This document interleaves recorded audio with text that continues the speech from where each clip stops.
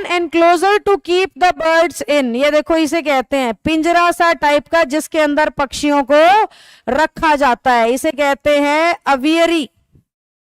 ठीक है, अवियरी। अपियरी होता है मधुमक्खी पालना। सारे ऑप्शन भी समझाऊंगे मैं आपको। मधुमक्खी पालना। स्टेबल होता है घोड़ों से रिलेटेड, जहां पे घोड़े को पाला जाता है उस जगह को स्टेबल कहते हैं। अपियरी जहां पे मधुमक्खी को पाला जाता है। सेंचुरी आपको पता ही होगा, आसान शब्द है। अवियरी बर्ड्स के लिए आता है बेटा। हो गए हैं। तो पहले क्वेश्चन का आंसर हम क्या ले रहे हैं? आंसर्स हाईलाइटेड है फाइल में, जिससे कि आपको ज्यादा दिमाग पे जोर ना डालना पड़े।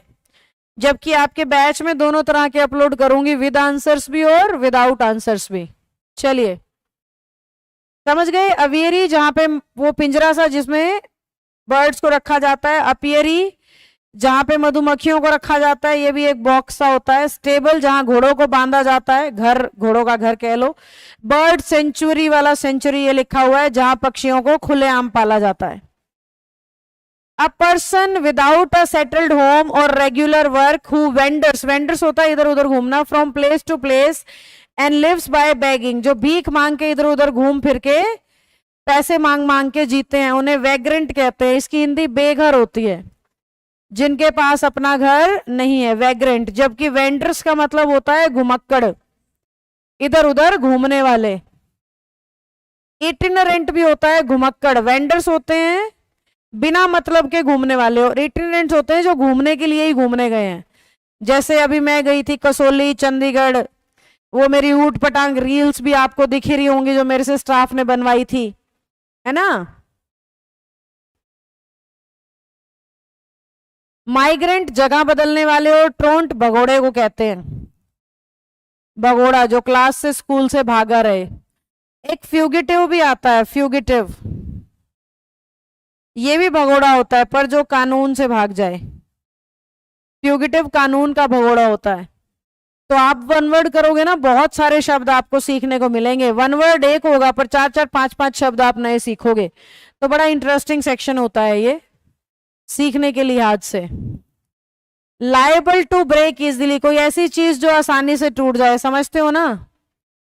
सबसे आसानी से दिल टूटता है, तो आसानी से टूट जाना। ब्रिटल नाजुक को कहते हैं क्षणभंगुर। नाजुक या क्षणभंगुर। सॉफ्ट आप समझते हो मुलायम, बेंट होता है मुड़ा हुआ इस तरीके से।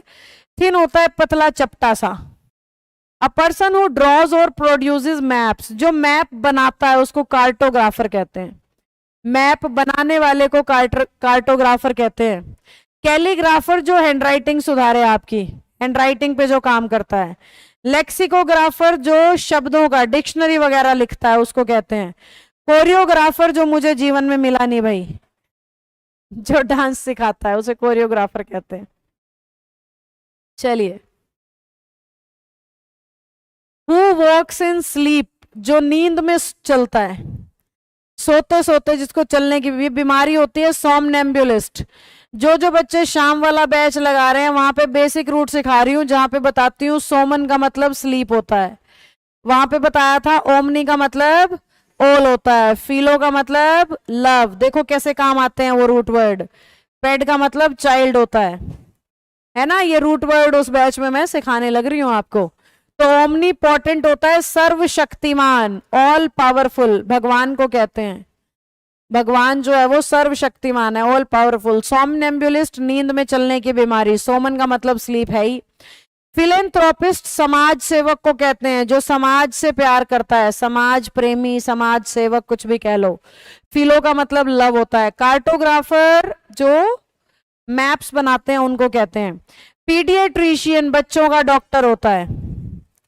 और पेड जहां भी आएगा उसका मतलब बच्चा, फिलो जहां भी आएगा उसका मतलब लव, सोमन जहां भी आएगा उसका मतलब स्लीप, और ओमनी जहां भी आएगा उसका मतलब all. One who helps a person in need, जरूरत के समय पर जो एक दूसरे की मदद करें। सैमारिटन समाज सेवक को कहते हैं, समाज की सेवा करने वाले जो एक दूसरे की मदद करे, समाज सेवक। वेटरन अनुभवी को कहते हैं। कोलैबोरेटर जो सहयोग करवाए, दोस्त बनवाए, जोड़ने वाला। मर्सेनरी पैसे से संबंधित, अमीर को भी कह देते हैं, पैसे से संबंधित। Sole right to make and sell some invention, उसे पेटेंट कहते हैं, जब आपके ही पास उस चीज को बेचने का पूरा अधिकार हो। एयर का मतलब उत्तराधिकारी होता है, और एयरलूम विरासत को कहते हैं। जो ऐसा होता है ना, ये कंगन मेरी दादी ने मेरी माँ को दिया था, फिर मेरी माँ ने उसको, फिर उसको ऐसे बढ़ता जाएगा, दैट इज एयरलूम। कॉपीराइट आता है म्यूजिक पे, सॉन्ग्स पे, उस पे कॉपीराइट आता है। इनहेरिटेंस, कोई चीज को अपने अंदर ढाल लेना, जो माँ बाप से कोई चीज आपके अंदर आ गई है, जैसे मेरी जो नोज है वो मेरी मदर से मुझे मिली है, मेरी मम्मी की नाक कैसी है वो मुझे मिली है, तो दैट इज इनहेरिटेड, जो हेरिडिटी की वजह से मेरे अंदर आ गया, तो दिस नोज इज इनहेरिटेंस, ठीक है। कॉपीराइट सॉन्ग्स पे, मतलब किसी और का गाना आप इस्तेमाल करते हो तो वो आप पे केस कर सकता है, उसे कॉपीराइट कहते हैं। किसी का नाम आप इस्तेमाल करते हो, जैसे वेटिकन मेरे सिवाय कोई और यूज कर रहा है तो मेरे पास पेटेंट है वेटिकन का, आर के साथ इसको यूज करती हूं मैं। देखो कुछ तो टीएम, ब्रांड नेम्स को देखा करो, कुछ पे तो लिखा होगा टीएम और कुछ पे लिखा होगा आर। टीएम यानी टेम्परेरीली उनके पास है, अभी उनके नाम पे नहीं हुआ, जिन्होंने आर लगा दिया यानी उनके नाम पे हो चुका है। तो पेटेंट का मतलब आर, जैसे वेटिकन पे मैं आर यूज करती हूँ। अब मैं वेटिकन पब्लिकेशन पे टीएम यूज करती हूँ, वेटिकन पब्लिकेशन, क्योंकि बुक्स मैंने अभी प्रिंट करनी शुरू की हैं। आपको कल परसों बताया नहीं था किसी सरकारी काम के लिए जाना है, तो वेटिकन पब्लिकेशन के लिए ही था वो। अब वो काम हो गया है, उस दिन तो नहीं हो पाया था, ऑनलाइन का कुछ अटक गया था, वो हमने पेपर्स पूरे किए, तो अब वेटिकन पब्लिकेशन पे भी मैं आर लिख सकती हूँ, वो काम हो गया। वो आपके बैच को एकदम से छोड़ के गई थी उस दिन, वो पब्लिकेशन का नाम लेना ही था, तो वो हो गया अब। तो आपका पेटेंट हो गया, यानी वेटिकन भी मेरे पास पेटेंट है, वेटिकन भी मेरा पेटेंट है, और वेटिकन पब्लिकेशन भी मेरा पेटेंट है, यानी ये मेरे प्रोडक्ट्स हैं, मेरे सिवाय इनको कोई और यूज नहीं कर सकता, इसे पेटेंट कहते हैं। One who is great lover of books, ये देखो किताबों का इतना ढेर है कि आपको दिख नहीं रही होगी, एक चश्मे वाली बच्ची बीच में बैठी पढ़ रही है। अब ये भी वही रूट से बना है, बिबली का मतलब बुक होता है, रूट वर्ड है, कल करा दूंगी आपके बैच में भी। और फिलो का मतलब लव होता है, फिलो का मतलब लव है, जबकि जेनो का मतलब स्ट्रेंजर होता है या फॉरेनर, स्ट्रेंजर लिख देती हूं। हेमोफाइल, हेमो का मतलब ब्लड होता है, ब्लड, और फाइल लव को कहते हैं। पेडोफाइल, पेड का मतलब चाइल्ड और फाइल का मतलब लव, समझे। अब इन चारों का बताती हूँ मतलब, सुनो ध्यान से। बिब्लियोफाइल तो पुस्तक प्रेमी, किताबों से प्यार करने वाला। जेनोफाइल विदेशी प्रेमी, विदेशी लोगों से प्यार करने वाला। हीमोफाइल ब्लड की बीमारी होती है ये एक तरीके की। पेडोफाइल बच्चों से प्यार करने वाला, पर गलत तरीके से, सेक्सुअली। बच्चे से प्यार सब करते हैं, आपको लगेगा हम सब पेडोफाइल है, नहीं, पेडोफाइल एक नेगेटिव शब्द है, जो बच्चों का सेक्सुअल अब्यूज करते हैं उन्हें पेडोफाइल कहते हैं। Ninth, that which can not be satisfied, कोई ऐसा जिसे आप कभी भी संतुष्ट नहीं कर सकते, वो इनसेटिएबल होता है। कोई ऐसा जो हमेशा रोता धोता पिटता रहे, आप कितना कुछ भी दे दो उन्हें खुश नहीं होते हैं, वो इनसेटिएबल लोग होते हैं। इनक्रेडिबल, शानदार को कहते हैं बेटा, लाजवाब, सुपर्ब। किसी को कहना है आप तो लाजवाब हो, तो बोलो यू आर इनक्रेडिबल। इम्प्रोबेबल, जो चीज होने की संभावना नहीं है, इम्पॉसिबल भी यही होता है, तो आंसर क्या है, insatiable. A trade that is prohibited by law, कोई ऐसा काम जो कानून के हिसाब से गलत है या बंद है, इलिसिट, गैर कानूनी को कहते हैं, गैर कानूनी। जैसे मेरी इमेज में ये रिश्वत दे रहा है दूसरे को, तो रिश्वत लेना देना क्या है, गैर कानूनी है। इनक्रेडिबल, शानदार होता है, अभी बताया ही था। इल्यूसिव, उदाहरण देने लायक, दुनिया में आप कुछ ऐसे लोगों से मिलते हो जिनके एग्जाम्पल्स देते हो कि बनो तो उन जैसा बनो, उन्हें इल्यूसिव कहते हैं, एग्जाम्पल देने लायक। इनेप्ट, एक्सपर्ट को कहते हैं, निपुण को। तो इलिसिट जो है वो गैर कानूनी के लिए आता है बेटा,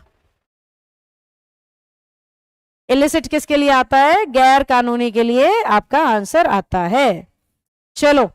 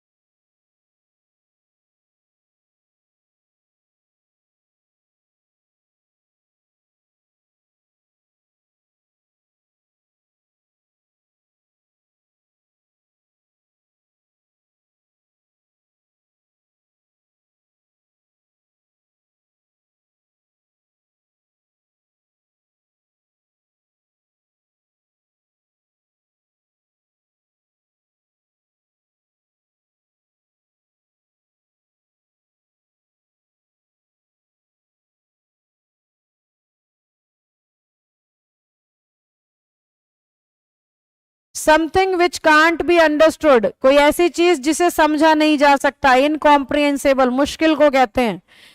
इलेजिबल, ऐसी हैंडराइटिंग जो पढ़ी नहीं जाती। डॉक्टर्स की होती है ना ऐसी हैंडराइटिंग जिसे आप पढ़ नहीं सकते, इलेजिबल होती है। इनएक्सप्लिकेबल, जिसे समझा नहीं सकते, इसे समझ नहीं सकते। इनकॉम्प्रिहेंसिबल, जिसे समझ नहीं सकते। एक्सप्लिकेबल, जिसे समझा नहीं सकते। इनफेलिबल, जिससे कोई गलती नहीं होती, जो कभी फेल नहीं होता। इनफेलिबल, जिससे कभी कोई गलती नहीं होती। Something which is to be eaten, खाने लायक। देखो लंच टाइम पे ऐसी चीजें दिखाऊंगे तो आपके मुंह में पानी आ जाएगा। एडिबल, खाने लायक चीजों को कहते हैं। डिलीशियस, स्वादिष्ट को कहते हैं। स्वादिष्ट, स्वादिष्ट में टे होता है शायद, स्वादिष्ट, पता नहीं, कंफ्यूज हूं मैं, हिंदी में ज्यादा अच्छी नहीं हूं मैं, इंग्लिश में मैं बहुत बढ़िया हूं। टेस्टी, यम्मी, ये तो आसान शब्द हैं, आप समझते ही हो। अनप्लेटेबल, ऐसी चीज जिसे जो प्लेट में डालने लायक नहीं है। कई बार घर पे ऐसा खाना पक जाता है, मम्मी कहती है ये तो खिलाने लायक ही नहीं है, इतना गंदा बना है कि मन ही नहीं कर रहा प्लेट में डाल के, तो दैट इज अनप्लेटेबल। अस्वादिष्ट कह लो।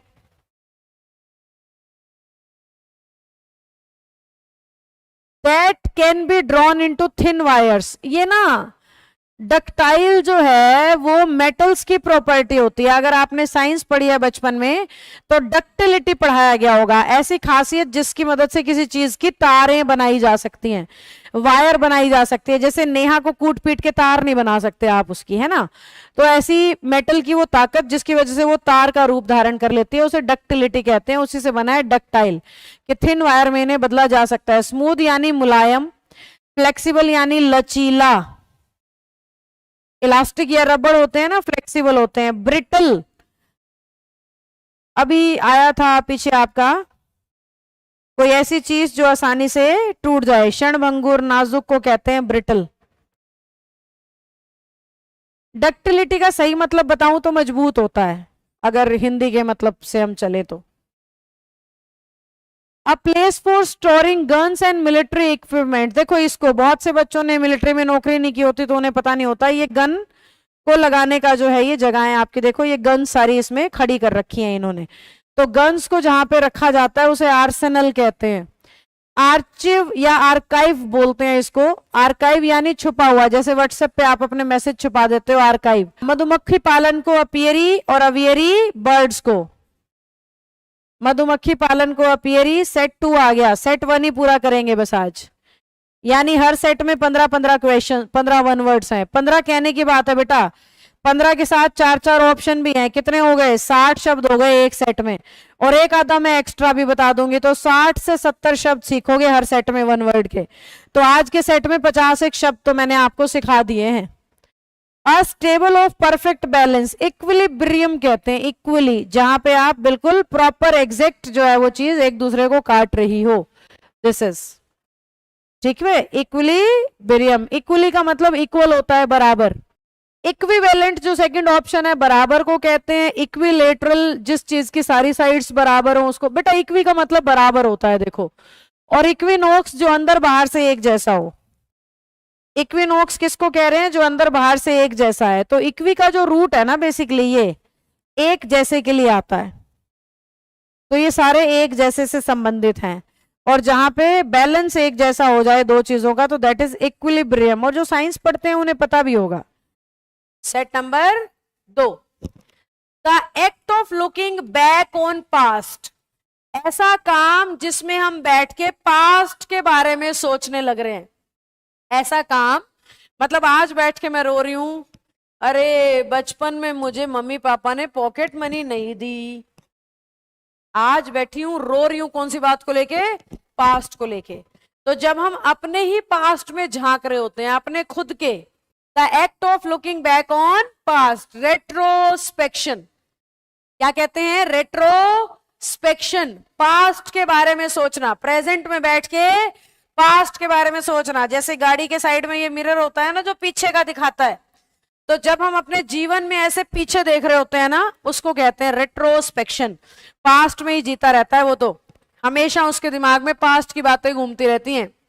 जितने भी लोग डिप्रेशन का शिकार होते हैं ना, जितने भी लोग डिप्रेशन में जाते हैं उसका कारण ही रेट्रोस्पेक्शन होता है, क्योंकि वो अपने पास्ट की गलतियों पे प्रेजेंट में पछता रहे होते हैं, जबकि प्रेजेंट में उन्हें प्लानिंग करनी चाहिए अपना फ्यूचर सुधारने की। तो पास्ट की गलतियों को अभी भुगतने से होएगा क्या? हो गया ना, वो तो हो गया, उसके बारे में सोच लो, सीख ले लो, समझ लो, है ना। लेकिन आगे की प्लानिंग करनी चाहिए, ना कि पास्ट को देख के रोते रहो। तो उसके लिए आता है रेट्रोस्पेक्शन। इंस्पेक्शन, किसी डॉक्टर के पास जाते हो तो वो एग्जामिन करता है, मतलब किसी के अंदर ताकना झांकना, इंस्पेक्शन होता है। जैसे मैं चली जाऊं अपनी किसी बिल्डिंग में, रोहतक में हमारी 7 बिल्डिंग्स हैं वेटिकन की, ऑफलाइन में लगभग 2,500 बच्चे रोज आते जाते होंगे, सिर्फ ऑफलाइन से। ऐप से अलग रह गए बच्चे, फेसबुक यूट्यूब के विद्यार्थी अलग रह गए अभी। तो ओवरऑल दिन में मैं कम से कम नहीं तो 2.25 लाख 3 लाख लगभग 3-3.5 लाख लोगों से, बच्चों से रोज मिलती हूँ मैं। आमना सामना होता है मेरा इंग्लिश की मदद से, इंग्लिश के थ्रू 3-3.5 लाख बच्चों से रोज, 3.5 के आसपास आप चलो मान के। रोहतक ऐप सब मिला दिया मैंने, फ्रेंचाइजी भी है ना हमारी, 17-18 शहरों में मैंने फ्रेंचाइजी भी दी हुई है। हरियाणा में ही जैसे महम में दे रखी है, कागदाना में, कोसली में, ऐसे लगभग बहुत सारी फ्रेंचाइजीज मैंने दे रखी हैं। अभी मेरे पास लखनऊ से कॉल आया, पंजाब से और बिहार से फ्रेंचाइजी के लिए कॉल आया अभी कल परसों में। तो ये सब अगर मैं टोटल मिला दूं 3-3.5 लाख लोगों से रोज मिलती हूं मैं। तो उस सेंस में आपका ये शब्द जो है इंस्पेक्शन हो जाएगा। इंस्पेक्शन कि मैं गई, अभी मैं बिल्डिंग नंबर 6 से लाई हूँ फिलहाल। मैंने रोहतक में बिल्डिंग्स के नाम रखे हुए हैं, जोन सी बिल्डिंग जिस नंबर पे मैंने ली वो नंबर उस पे लगा दिया। तो ये मैंने 6ठे नंबर पे ली थी, तो मैं बिल्डिंग नंबर 6 के स्टूडियो से फिलहाल लाइव हूँ। अगर मैं बिल्डिंग नंबर 7 में गई हूँ, ताकने झांकने, कमरे देख रही हूँ, सफाई देख रही हूँ, टॉयलेट्स देख रही हूँ, स्टाफ देख रही हूँ, तो उसको इंस्पेक्शन कहते हैं, उसको इंस्पेक्शन कहते हैं। स्कूल में भी होता है जैसे। सरकमस्पेक्शन, अपने चारों तरफ का इंस्पेक्शन। ऐसे चल रहे हो, सीधे सीधे देख रहे हो सब तरफ, अच्छा ये कर रहा है, ओहो ओहो आहा, ऐसे सब तरफ जिसकी नजरें रहती हैं, सरकमस्पेक्शन। इंट्रोस्पेक्शन, अपने अंदर झांकना, दिन में एक बार अपने आप से बात करना कि आज का मेरा दिन कैसा बीता, सही बीता, गलत बीता, कुछ अच्छा किया, कुछ बुरा, अपने आप के अंदर झांकना। इंट्रोस्पेक्शन, अपने खुद के अंदर झांकना, इंट्रोस्पेक्शन। तो आंसर हो गया retrospection. Second, an inscription on a tombstone, इसे टॉम्बस्टोन कहते हैं, कब्र पे लगाया जाता है जिसे। Written in the memory of deceased, deceased का मतलब डेड होता है, जो मर चुका, डेड को ही डिसीज्ड बोलते हैं। इंस्क्रिप्शन का मतलब ये लिख दिया जो इसके ऊपर। इंस्क्रिप्शन होता है पत्थर में खुदाई करके कुछ लिख देना, इंस्क्रिप्ट का मतलब होता है पत्थर में खुदाई करके कुछ छेनी हथौड़ी की मदद से कुछ लिख दिया। आजकल तो खैर टेक्नोलॉजी आ गई होंगी, पर हमारा जो शब्द सिखाना है ना हमने, तो शब्द कह रहा है an inscription on a tombstone written in the memory of deceased, इसको कहते हैं, इसको एपिटैम। क्या कहते हैं? एपिटैम। क्या कहते हैं? स्पेलिंग लिखा करो बेटा, साथ साथ याद हो जाएंगी। एपिटैम। पिलर, पता ही है आजकल घर पिलर्स पे ही बन रहे हैं, स्लैब किचन में लगी होती हैं। बेसिलिका होता है एक बड़ा सा हॉल, अंग्रेजों का बड़ा सा हॉल, जहां पे मतलब कोई मीटिंग या जनता से मिलने जुलने का काम होता है, उसे कहते हैं बेसिलिका। बड़ा सा खाली हॉल जिसमें पब्लिक से मिला जाता है क्या बोले, दरबार लगता है, जहां लोगों के लिए दरबार लगता है, उसे कहते हैं basilica. An arrangement of flowers that is usually given as a present, ये देखो दिया होगा कभी ना कभी किसी ना किसी को, लड़के हो तो लड़कियों को दिया होगा, है ना, लड़कियां हो तो भाई लिया होगा, लड़कियां देती तो नहीं है बुके आसानी से, तो रिसीव किया होगा। लड़के हो तो कभी ना कभी दिया होगा, या किसी फंक्शन में गेस्ट बन के गए हो तो वहां पे भी बुके दिया जाता है। तो फूलों के गुलदस्ते को बुके कहते हैं, फूलों के गुलदस्ते को बुके कहते हैं, बुके, POUQUET। रेत होती है वो गोल गोल सी फूल माला जो डेड बॉडीज पे चढ़ाई जाती है, अंग्रेज लोग चढ़ाते हैं ना, ऐसे गोल गोल सी होती है, उसको कहा जाता है रेत। गार्लैंड, जो आप स्टेज पे, अपनी शादी के स्टेज पे खड़े हो, दुल्हन आपके गले में डालेगी, अगर दुल्हन की जगह खड़े हो तो दूल्हा आपके गले में डालेगा, उसे गार्लैंड कहते हैं, वरमाला। वर को डाली जाने वाली माला, हालांकि वधू को भी डलती है पर नाम उसका वरमाला है, क्योंकि हम पुरुष प्रधान समाज में जीते हैं, तो उन्हीं शब्दों को, उन्हीं हरकतों को, उन्हीं एक्टिविटीज को प्रेफर किया जाता है जिसमें पुरुष की प्रधानता हो, इसलिए उसको बोलते हैं वरमाला।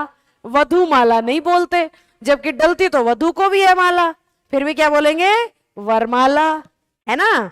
तो मेल डोमिनेटिंग सोसाइटी होने की वजह से ऐसा है, जबकि हड़प्पन के टाइम पे आपने पढ़ा होगा मातृसत्तात्मक, यानी मदर डोमिनेटिंग सोसाइटी होती थी, अभी मेल डोमिनेटिंग सोसाइटी है, इस सेंस में आता है बेटा गार्लैंड, ठीक है। बंडल तो गट्ठा किसी का, लकड़ियों का गट्ठा, फूलों का गुच्छा बना दिया, वो बंडल हो जाएगा। ओके बेटा। A person appointed by two parties to resolve a dispute, इसका ए का बी से झगड़ा हुआ और बीच में सी उसको सुलझाने की कोशिश कर रहा है, इधर से ए की गालियां चल रही हैं, इधर से बी की गालियां चल रही हैं, और सी दोनों का एब्जॉर्ब कर रहा है और फिर पॉजिटिव डिलीवर कर रहा है। तो ये जो बीच बचाव करता है ना, बीच बचाव, उसको आर्बिट्रेटर कहते हैं।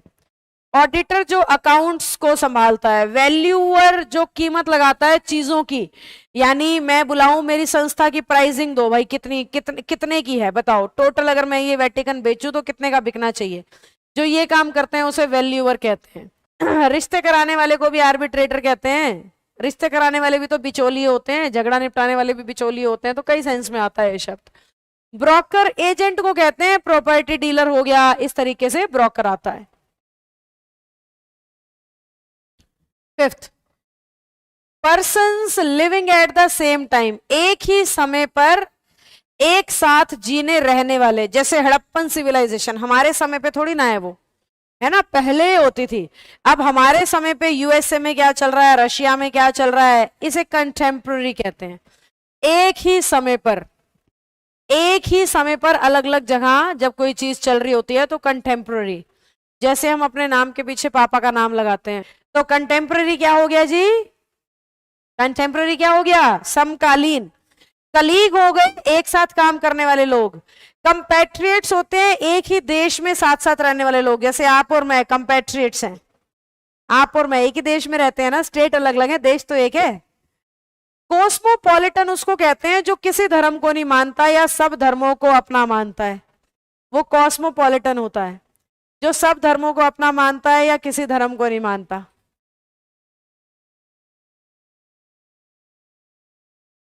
अ पर्सन, एनिमल और plant belonging originally to a place, देखो ऐसा कोई व्यक्ति सड़कों पे घूमता दिखेगा तो हम समझ जाएंगे भाई ये रोहतक, दिल्ली, गुड़गांव का तो है नहीं, कहीं और से आया है ना, कुछ जंगल नुमा क्षेत्र से या ट्राइबल एरियाज से ये पधारे हैं, ऐसा मान लिया जाएगा। तो उसको कहते हैं पर्सन, एनिमल या प्लांट जो किसी पर्टिकुलर ओरिजिनल प्लेस से संबंधित है। जैसे हरियाणा में वो पगड़ी या खंडवा कहते हैं, वो पहना देखते हैं, पंजाब में सरदार पगड़ी पहनते हैं, तो उस सेंस में आता है कि आपके रीजन का, आपके जगह का पता लग जाए। एलियन जो दूसरे देश, दूसरे ग्रह पे होता है वो एलियन होता है। नेटिव होता है किसी एक पर्टिकुलर जगह पे रहने वाला व्यक्ति, किसी एक पर्टिकुलर जगह पे रहने वाला। रेजिडेंट भी रहने वाले को ही कहते हैं, और ऑक्यूपेंट, जहां पे देखो तीनों में ना बड़ा बारीक फर्क है, ध्यान से सुनो। हम एक ही देश में रहते हैं, we are natives to each other, है ना, एक ही देश के प्राणी हैं हम लोग, तो नेटिव है हम लोग। या मैं रोहतक में हूं, कोई और आप में से रोहतक में है, तो हम नेटिव्स हो गए। ऐसे रेजिडेंट होते हैं एक जगह पे रहने वाले लोग, जैसे रेजिडेंट्स ऑफ अ लोकेलिटी, किसी सोसाइटी में रहने वाले लोग रेजिडेंट्स। ऑक्यूपेंट्स, नौकरी क्या करते हो, ऑक्यूपेशन क्या है आपकी, तो वो ऑक्यूपेंट होता है। नौकरी क्या करते हो, वो ऑक्यूपेंट होता है। रेजिडेंट जहां आप रहते हो, रेजिडेंट जहां आप रहते हो, जैसे मैं रोहतक की रेजिडेंट हूं और टीचिंग ऑक्यूपेशन है मेरा, तो ऑक्यूपेंट हूं मैं टीचिंग में, और रेजिडेंट हूं मैं रोहतक में, नेटिव हूं मैं इंडिया में। समझ में आ गया। 7, someone who believes that people can't change the event will happen, कोई ऐसा व्यक्ति जिसका मानना ये है कि क्योंकि भविष्य को तो मैं बदल ही नहीं सकता हूं। जो मेरी किस्मत में लिखा है वो होगा ही होगा, जो मेरी हाथ की रेखाएं कह रही हैं वो होगा ही होगा। तो जो भविष्य बनाने की नहीं, भविष्य भुगतने की सोचता है, जो भविष्य बनाने की नहीं, भविष्य को भुगतने की सोचता है, उसको कहते हैं फेटलिस्ट। हिंदी में होता है भविष्यवादी। हिंदी में क्या होता है? भविष्यवादी। क्या होता है हिंदी में? भविष्यवादी। मतलब जिसको अपने कर्मों पे नहीं, भविष्य पे विश्वास है। मैं आराम से बैठ जाऊं, लो भाई ये बैठ गई, अपने आप आएंगे बच्चे में ऐसे पढ़ने, मेरे को कहीं जाने की जरूरत थोड़ी है। अपने आप बच्चे ढूंढ लेंगे, अपने आप फीस देंगे, मेरे को मेहनत करने की जरूरत नहीं है। मेरी किस्मत में लिखी है तो फीस मुझे मिल जाएगी, मेरी किस्मत में लिखी है तो बच्चे इंग्लिश सीख जाएंगे भाई, मेरी किस्मत में लिखा है तो ये हो जाएगा, वो हो जाएगा। प्रॉफिट होता है भगवान का गुणगान करने वाले, संत महात्मा सत्संग करते हैं जो। पॉलिटिक तो कोई शब्द ही नहीं होता, सीयर भी यही होता है। प्रॉफिट और सीयर सेम होते हैं, ठीक है? तो प्रॉफिट और शेयर सेम होते हैं। सीर, सीर भी बोल दो, सीयर बोल दो। A cylindrical container bulging out in the middle, ये देखो बीच में से बल्जिंग आउट, बीच में से फूला हुआ। Traditionally made of wooden staves, लकड़ी के फट्टों से बना हुआ। For keeping oil and beer etcetera, कोई भी तरह का लिक्विड रखने के लिए जिसको हम इस्तेमाल करते हैं, तो इसको कहते हैं बैरल। मैंने ना बेटा इमेज इसलिए लगाई हुई है ताकि आपके दिमाग में फोटो छप जाए कि हाँ बैरल क्या होता है। ये बैरल होता है। बिन, डस्टबिन को कहते हैं कचरा पेटी, बिन होता है। डस्टबिन तो इंडिया वाले बोलते हैं, अंग्रेजों के मुंह से सुनोगे तो बोलेंगे throw this into the bin, they will not speak dustbin. It is understood कि बिन मीन्स जिसमें कचरा डाला जाता है, डस्ट बोलने की जरूरत नहीं है। पसल, भगदड़ को कहते हैं, भगदड़ मची हुई है, भागम भाग, इधर उधर लोग एक दूसरे से टक्कर, उथल पुथल, उसको कहते हैं हसल बसल, भगदड़ उथल पुथल। फेल, हानि, नुकसान, लॉस को कहते हैं। फेल शब्द किसको कहते हैं? लॉस को, नुकसान हो गया, घाटा हो गया, उस सेंस में। बाकी आंसर था barrel. A large deep metal pot used for cooking over open fire, biryani अगर घर पे बनाते हो तो समझते हो, इस तरीके से बहुत देर तक रखा रहना पड़ता है। खिचड़ी भी, बीरबल की खिचड़ी कई दिनों में बनी थी, तो खिचड़ी बनाने में भी ऐसा ही होता है ना? इसको कह रहे हैं, इसके बारे में पूछ रहे हैं, बताओ ये क्या है? ये कॉर्ड्रन है। क्या है? कॉर्ड्रन है। इस बर्तन का नाम है कॉर्ड्रन। स्किलेट होता है frying pan type, pan, pan होता है पैन, जिसमें आप चीजों को का छौंक लगाते हो या ऑमलेट वगैरह बनाते हो, क्या बोले, चिल्ला वगैरह बनाते हो, उसे स्केलेट कहते हैं। केटल, केतली को कहते हैं। बैरल अभी हमने देखा ही था, ऐसा bulging out from the middle, मेरा वाला ज्यादा बल्जिंग आउट हो गया थोड़ा सा। तो केटल केतली, स्केलेट पैन, और कॉल्ड्रन ये बड़ा सा, क्या बोलेंगे भाई इसको हिंदी में? हाँ, बड़ा सा मटका, पर ये मेटल का होता है। शेप इसकी मटके जैसी है, पर ये मेटल का होता है, मेटल का, धातु का, मिट्टी का नहीं। धातु का, मिट्टी का होता है तो पोट कहते हैं। धातु का है इसलिए कॉल्ड्रन कह रहे हैं, मिट्टी का होता है तो पोट कहते हैं। स्केलेट पैन को कहते हैं। पैन आसान इंग्लिश या गलत इंग्लिश कह लो, और स्केलेट सही English. A family of young animals, ये देखो, ये नन्हे मुन्ने चुनू मुनू टीनू मीनू मम्मी के साथ घूमने जा रहे हैं। मम्मी मान लें, क्योंकि पापा तो ऐसे नहीं चलेंगे फ्री टाइम में, चलो बेटा घुमा के लाता हूँ। पापा को तो कहना पड़ता है ले जाओ, जान छुड़ाओ, है ना? तो मम्मी ऐसे, चल बेटा पार्क में घुमा के लाती हूँ, चल बेटा बाजार में घुमा के लाती हूँ, चल बेटा मूवी देख के आते हैं, है ना, उस सेंस में। तो इन्हें, ये ऐसे छोटे छोटे चुनू मुनू बच्चे जब मम्मी के साथ घूमने जा रहे होते हैं तो यंग वंस की फैमिली को ब्रूड कहते हैं।